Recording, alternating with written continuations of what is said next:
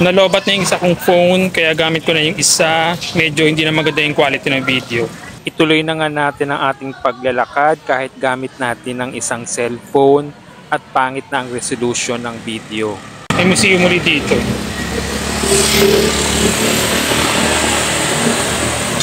Nandito na tayo sa Baluarte de San Diego. Bali dito sa loob yung Baluarte de San Diego. Nakapasok na ako dito kaya hindi ko napupuntahan uli. Nakapasok na ako dyan.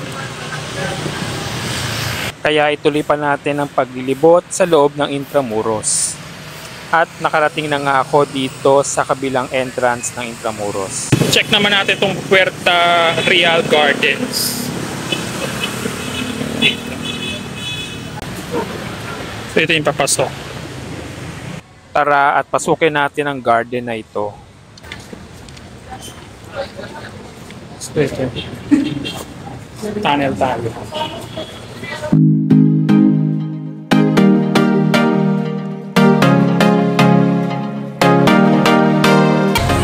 Nalobat kasi yung isa kong phone. Kaya hindi na maganda yung resolution nito video. Gamit ko yung isang phone.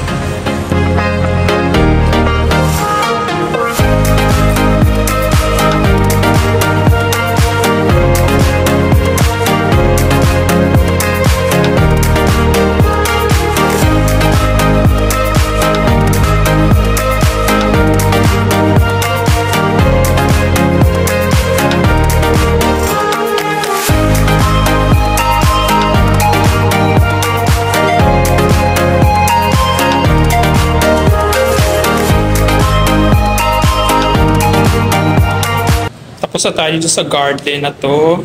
Malapit na rin malobat itong isang phone ko. Let's see. Pagkatapos nga sa garden ay bumalik na ako sa pinakaloob ng Intramuros. Nandito yung University of the City of Manila. Kamantasan ng lungsod ng Maynila.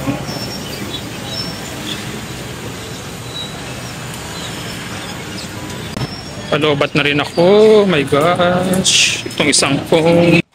Eksaktong pauwi na nga ako ng totally na drain ang battery ng aking phone. Halos alas 5 na nga ng hapon yan, kaya naisipan ko nang umuwi ng Taguig. Diba? Parang nasa Spain. Charot.